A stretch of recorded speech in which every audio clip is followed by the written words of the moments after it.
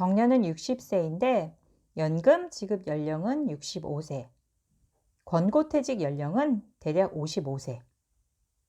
현업에서 은퇴를 하고 나면 연금을 받을 수 있는 65세가 될 때까지 소득 공백기가 생기게 됩니다.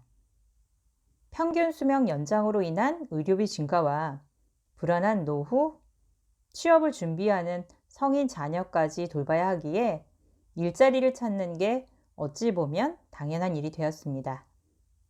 안녕하세요. 복지사랑방입니다. 오늘은 어르신 일자리 사업에 관해 알아보도록 하겠습니다. 어르신 일자리 사업은 건강한 노후 생활을 할 수 있도록 다양한 일자리와 사회활동을 지원하는 사업입니다. 어르신 일자리 사업 신청 대상에 관해 말씀드리도록 하겠습니다. 신청 대상은 신청하고자 하는 거주지에 주민등록된 60에서 65세 이상의 신체 건강한 분이면 누구나 신청이 가능합니다. 다만 참여가 제한되는 분들이 있어요. 생계급여 수급자, 장기 요양보험 등급 판정자, 국민건강보험 직장 가입자가 해당됩니다. 노인 일자리 사업 참여자의 경우는 활동하는 기간이 겹치면 중복 참여자로 참여가 제한돼요. 하지만 활동 기간이 겹치지 않는다면 참여가 가능해요. 그런데 마지막에 있는 일자리 사업 2개 이상 참여 시 참여가 제한된다고 되어 있죠? 다소 오해의 소지가 있을 것 같아 말씀드리면 취업 알선형 참여자의 경우는 시험감독관처럼 일시적이거나 비정기적 파견업인 경우가 있어요. 근무일이 겹치지 않는다는 것을 증빙하면 2개까지 참여가 가능합니다. 많은 어르신들의 참여와 개인에게 있어 일정 정도의 소득이 확보될 수 있도록 하기 위한 조치인 것 같아요. 하루 3시간이라는 비교적 짧은 시간 일을 하며 삶의 활력을 유지하는 일부터 그동안의 경력을 토대로 한 취업 지원과 역량을 증진시키는 일까지 다양한 유형의 어르신 일자리가 있습니다. 일자리 유형을 확인하시고 자신에게 맞는 일자리를 찾으신 후 선발 기준 참고하셔서 구직 활동하는 데 도움이 되면 좋겠습니다. 어르신 일자리 사업 유형에 관해 말씀드리도록 하겠습니다. 일자리는 크게 공공형과 사회 서비스형, 민간형으로 나뉩니다. 공공형은 기초연금 수급자가 참여가 가능하고 사회 서비스형의 경우는 65세 이상, 선도 모델은 60세 이상 가능합니다. 민간형의 경우에는 4가지 유형으로 나뉘고 모두 60세 이상이면 참여가 가능합니다. 보다 자세한 내용은 순차적으로 말씀드릴게요. 우선 공공형, 공익활동형에 관해 말씀드리면 지역사회 공익 증진을 위한 활동을 하게 돼요. 앞에서도 말씀드렸듯이 기초연금 수급자가 참여하실 수 있습니다. 다른 활동들에 비해 가장 적은 시간 활동해요. 하루에 3시간, 한 달에 10일 근무하시고 월 29만 원을 받으실 수 있습니다. 활동 기간은 10개월에서 12개월로 활동에 따라 다소 차이가 있어요. 어떤 활동을 하는지 좀 더 말씀드리면 어르신의 경험과 지혜를 아이들에게 전수하는 경륜 전수활동과 공공시설 봉사 등을 하시게 됩니다. 지금부터는 사회 서비스형 활동에 관해 말씀드리도록 하겠습니다. 사회 서비스형은 그간의 경력을 활용해서 사회적 도움이 필요한 영역에 서비스를 제공하는 활동을 해요. 선도 모델의 경우에는 외부 자원을 활용한 사회 서비스를 제공하는 활동이고요. 사회 서비스형은 65세 이상이면 참여가 가능하세요. 근무 기간은 10개월로 하루에 3시간, 한 달에 20일, 월 60시간 근무를 하게 됩니다. 급여는 주휴수당 등을 포함해서 한 달에 76만 원을 받으실 수 있습니다. 사회서비스형은 어린이 보육시설, 청소년과 노인시설, 장애인과 노인 돌봄 등의 업무를 하게 됩니다. 선도 모델의 경우에는 60세 이상이면 참여가 가능하세요. 근무 기간은 월 60시간 이상, 5개월 이상 근무를 하며 월 72만 원 이상 받으실 수 있습니다. 근무하게 되는 업체에 따라 각기 조금씩 차이가 있어요. 하시는 일이 감이 안 오실 것 같아요. 2023년도 우수사업으로 선정됐던 일자리를 참고하시면 좋을 것 같습니다.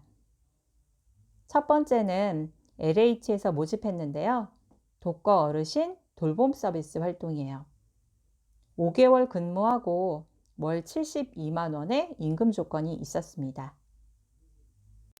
두 번째는 등산로, 산책로 등 환경 개선 활동이에요. 8개월 근무하고 월 118만 원의 임금 조건이었습니다.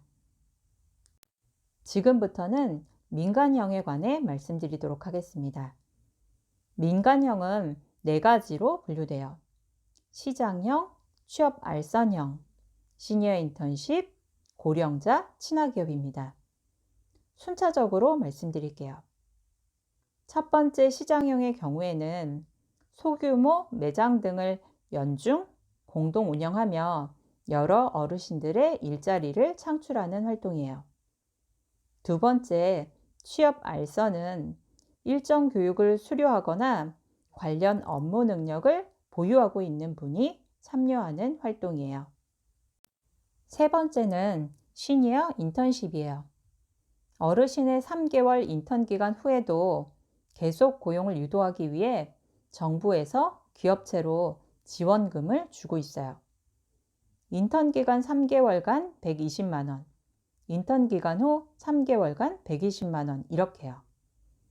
기업에서는 다만 얼마라도 정부에서 지원금을 받기 때문에 한 번 고용한 어르신을 최소 6개월간 계속 고용하게 되는 거예요.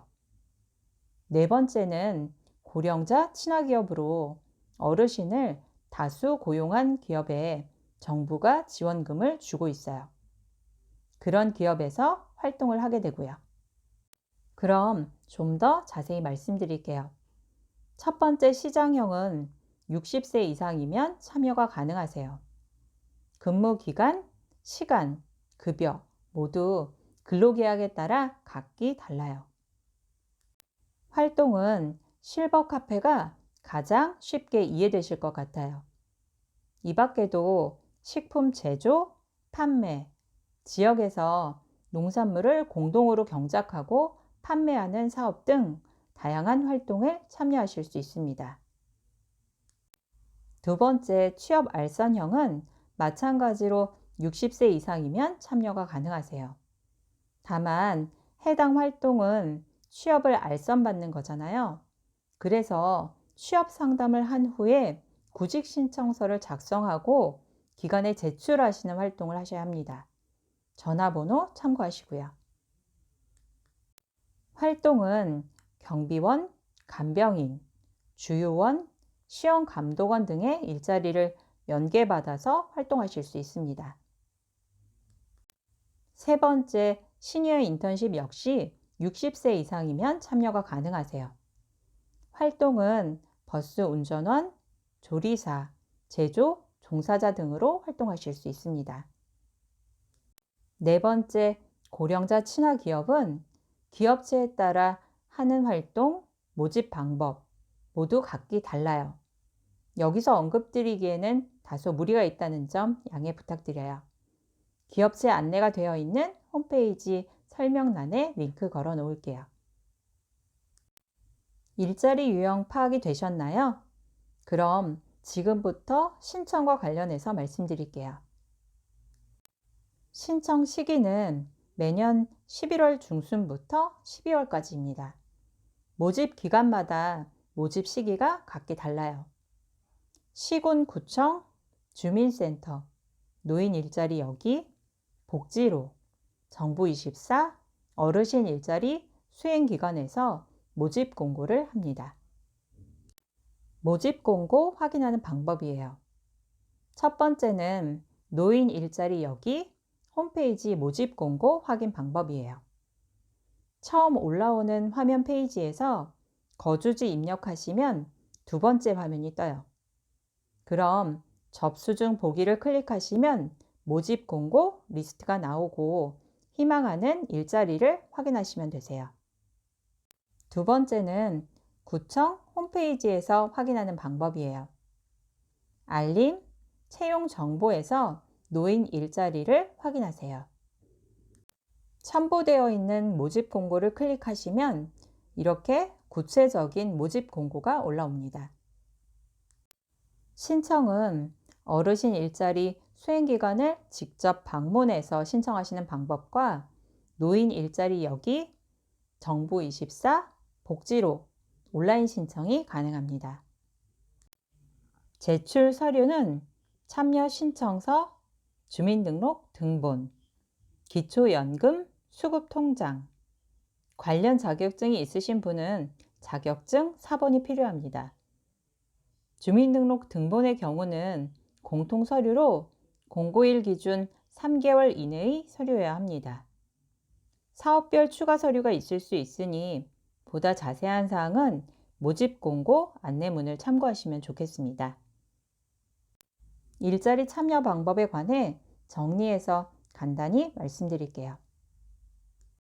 모집 공고를 확인하신 후에 신청서와 구비 서류를 준비해서 함께 제출하세요. 상담과 면접을 통해 대상자를 선발한 후 선정된 대상자에게 개별 안내를 합니다. 희망하는 활동 지역과 분야 등을 고려해서 활동 내용을 확정 지운 후 근로계약서를 작성해요. 참여자 교육을 마치시면 활동 준비가 마무리되고 시작할 수 있습니다. 앞에서 참여자 교육이라고 말씀드렸죠? 간단히 말씀드리면 활동을 시작하기 전에 받으셔야 하는 교육이에요.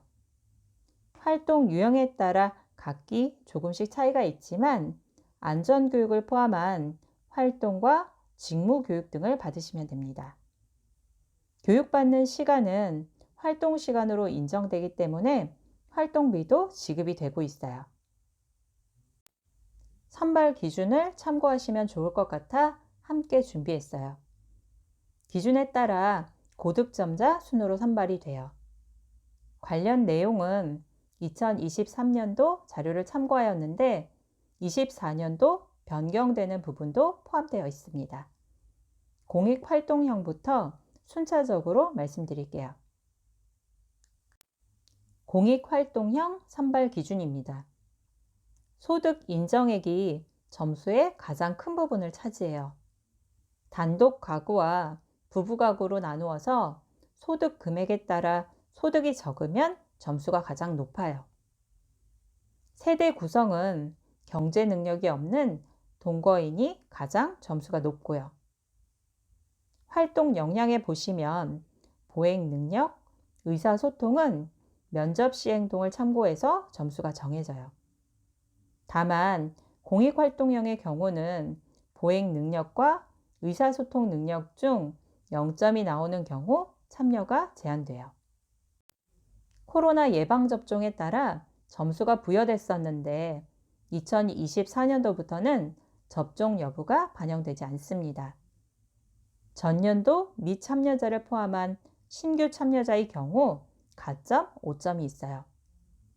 마지막 공익활동형의 경우 65세 이상 기초연금 수급자가 신청 자격이지만 모집 인원이 부족하고 대기자가 없는 경우 60에서 64세 차상위 자격이 있으신 분도 참여가 가능하세요. 이번에는 사회서비스형 선발 기준입니다. 의사소통과 신체활동 능력이 점수의 가장 큰 부분을 차지해요. 면접관의 이야기를 잘 듣고 의사표현을 분명하게 하시면 됩니다. 신체활동 능력은 걷는 모습, 앉았다 일어서기 연속 5회, 높은 곳 손뻗쳐 닫기 등의 간단한 신체 활동을 보고요. 60에서 64세의 경우 차상위 계층, 65세 이상인 경우 소득 인정액이 적은 경우와 기초연금 수급자인 경우 점수가 높습니다. 사무 역량은 컴퓨터 관련 자격증 또는 컴퓨터나 스마트폰을 활용한 정보 검색 능력 등을 확인한 후 점수가 부여돼요. 대인관계의 경우 예시 상황 질문을 통해서 해당 답변을 확인합니다. 유관 자격증은 사회복지 분야 자격증이나 국비지원, 직업훈련 이수증 등이 해당돼요. 역시 코로나 접종 여부는 배점 항목이 사라졌어요. 이번에는 시장형 선발 기준입니다. 관련 분야의 자격증을 보유하고 있다면 점수가 가장 높고요. 그 다음 교육을 이수한 경우예요. 경력 기간은 아무래도 기간이 길수록 점수가 높겠죠. 세대 구성과 공적 지원 수급 여부는 앞서 말씀드린 내용과 동일합니다. 참여 의욕, 업무 수행 능력 등의 활동 역량 점수도 높습니다. 코로나 예방접종 여부에 따른 배점 항목이 없어졌고요. 앞서 말씀드렸듯이 수행 능력, 즉 의사소통과 신체활동 능력의 점수가 0점인 경우 참여가 제한됩니다. 지금까지 선발 기준에 관해 말씀드렸습니다. 이 밖의 나머지 유형은 해당 기업의 선발 기준에 의해 선발됩니다. 오늘은 어르신 일자리 사업에 관해 말씀드렸습니다. 정보가 도움이 되면 좋겠습니다. 복지사랑방이었습니다. 영상 시청해주셔서 감사합니다. 구독, 좋아요, 알림 설정 하셔서 복지 정보를 안내받으시면 좋겠습니다.